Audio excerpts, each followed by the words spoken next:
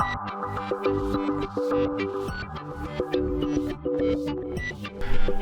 and welcome to my PlayHouse, and today we're going to be looking at some batteries. I am currently on vacation in Portugal, so this video is pre-recorded before I took off.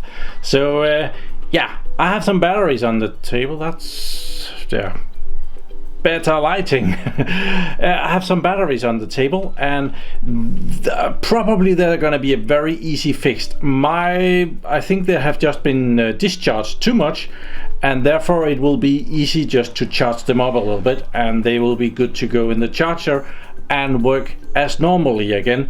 But I wanted to try and do this without too much fancy equipment, because last time I was using this laboratory power supply here, and yeah, it becomes quite an expensive battery fix if you need to go and purchase one of those. It's as much as the battery, so well, you only if you have two batteries like this, it might be a good deal. But let's see if we can't fix them with something less high-tech. And first I have a Ryobi electric drill here, and these are the Ryobi 2 amp batteries. I'm sure they came with some tool, and they are plenty dead. Yeah, nothing there. So I'm gonna start by taking one of them apart, and we'll measure that it's what I think it is that is wrong. So you do need a little bit of a special tool to get into these batteries, because they use what's called a security Torx. And it's a Torx with a hole in it, because in the middle of these they have a pin. So you won't be able to put a normal Torx in there, because it will just not go in and not grip. So yeah, security Torx. And I have a set of them here, and it's the T10 that fits. There are 5 screws, and one of them is hidden behind a plastic cap here. So you need something really pointy to go in there and remove that cap. I think this this piece of pliers will be able to do the trick, I hope.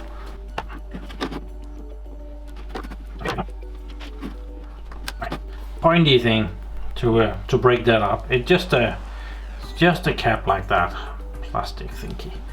We are not gonna put it back in.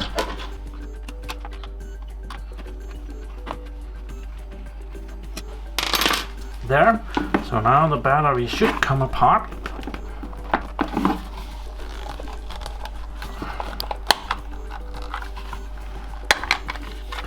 There it is.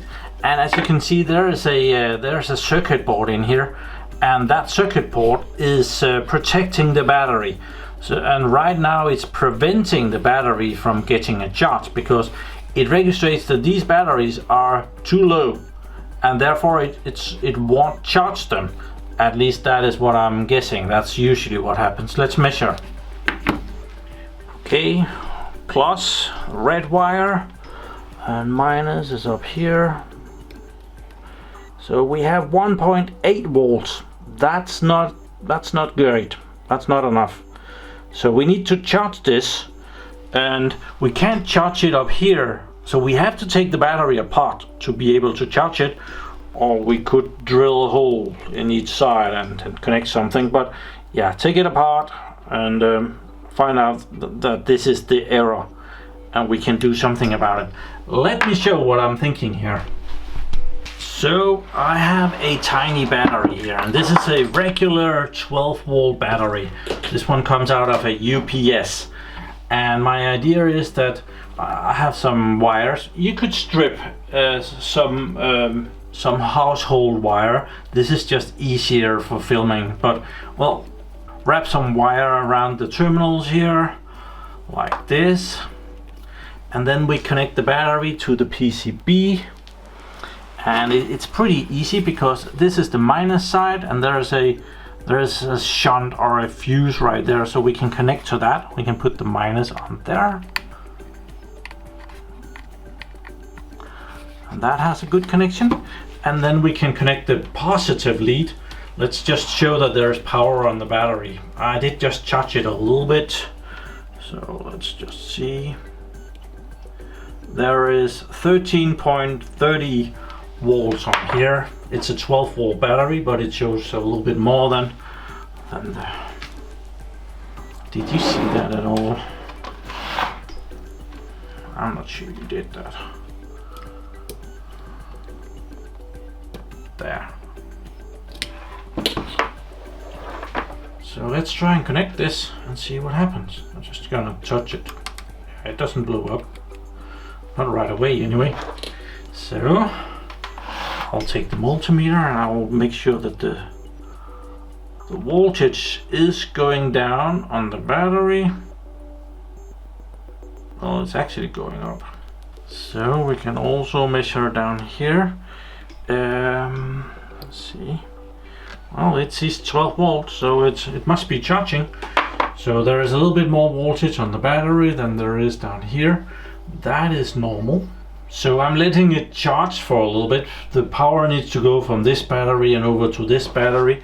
My hope is that when it reaches about those 12 something volts, that amount of voltage will be enough for this to kick in and charge up. What will happen is that you put it in the charger and it won't charge. It doesn't charge because it says that the cells are bad because they have become so low, they're lower than the PCB will permit, and therefore it's not gonna charge it. So it's getting very close. You can see the voltage. Oh, you can see the voltage up here on the battery is like 12.61, and down here it's 12.53. So they're getting very equal right now. It doesn't take a lot of power to get the voltage up to about 12 volts. It's when it needs to get higher than that we start getting some big currents going in. So I've cheated and I took the charger down here.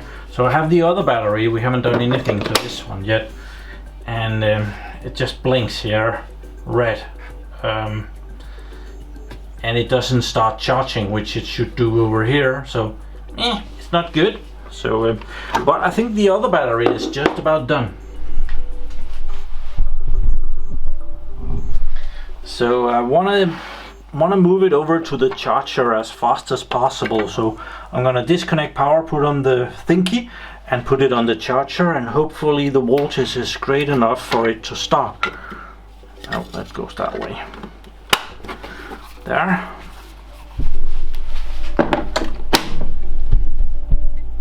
There we are.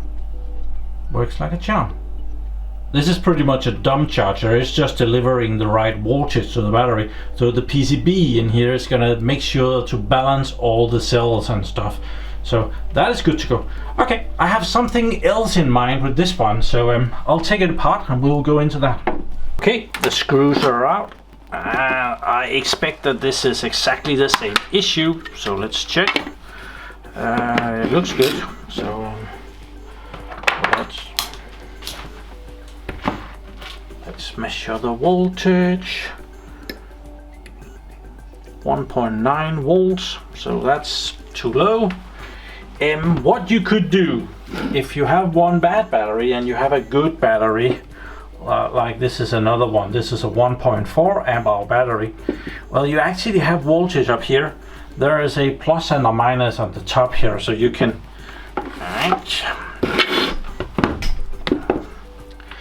put your multimeter if you have one of those, or you can just assume, because it goes that way. There is 20.2 volts here. So what I could do is I could connect that over here, and I can just connect them onto here, and after 2 minutes I'm pretty sure that this battery would charge up again, no problem whatsoever. But I want to try something even more ridiculously. I have two 9-volt batteries here, and I've had these for a while. I'm just gonna make sure that there's any power on them whatsoever.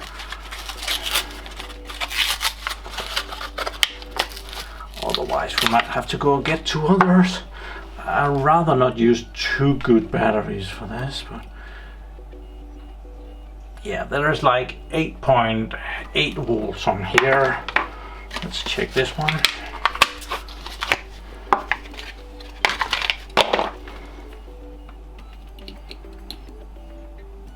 That's 9 point something. So 8 volts and 9 volts should get the 17 point something volts. And what you can do, you can connect 2 of those like that, and then you have the combined voltage of the 2. I keep dropping that. So if I measure this way, I now have 18 volts. So let's connect that to the battery. So it doesn't have very much current, but it has the voltage. I have no, that's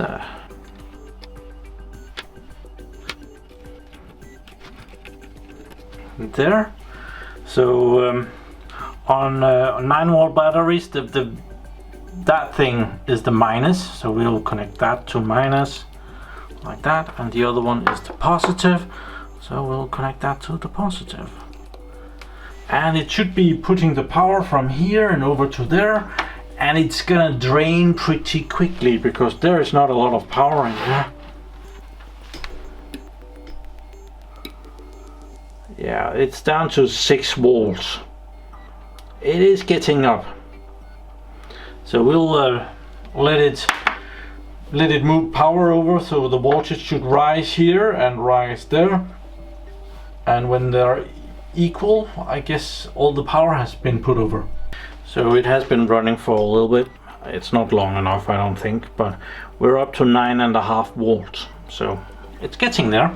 It's slow, but it's getting there. So let's see where we're at. 11.5. That's not bad. You're not putting any real power into the setup, you're just raising the voltage. So it's very important that when you disconnect this, don't put it into any tool. If you do that, you're short-circuiting the battery because there is no power on it. It's just the voltage that is good enough to register to have it charged up. Put it directly in the charger. Don't do this and let it sit around. Yeah, directly in the charger. I'm amazed of how this works. It's over 12 volts now. That's about the same. I think we were at 12.5, 12.6 with the UPS battery, the first test. So we'll give this another 20 seconds and then I think we'll be ready to try it out. Okay, let's pause this one. It needs more charging, but yeah, we need to make this video. So let's see where we're at. We're at 12.8. I think that is plenty. So let's make this ready. Disconnect the battery. Pop this on and put it in. Yeah. Works like a charm. That is cool, right? Well, we pretty much killed the batteries here. This one is at 6.89. This one, well, that's 8.3 volts. So, well, this one could still be used for something. This one is probably depleted. Well, who cares? So that was a very easy fix. And a very high success rate, and very quickly. I'm amazed that this worked, especially the battery thing here. I wasn't exactly sure that they were going to be able to supply enough voltage, but worked a treat. So if you have a bad Ryobi battery that is not charging correctly, it would be worth a couple of 9 volt batteries to see if this would work for you. They need to be on there for like 10 minutes or something to get the voltage of the cells in here up to the same as the battery. They even out at some point, and then it should be good to go on the charger. And of course, if you have some batteries that are not haven't been sitting for 3 years like the ones that I had, it might go a little bit faster. But also these were very cheap batteries, so I achieved this on a very low budget. I'm not sure that I paid $1 for each of those. I think they were cheaper than that. So now I have pre-recorded another video that I can post while I'm on vacation. So yeah, hi to you all from Portugal. So yeah, Thank you very much for watching my videos. Do subscribe to my channel so that you can see me again, and have a really nice day. Bye bye.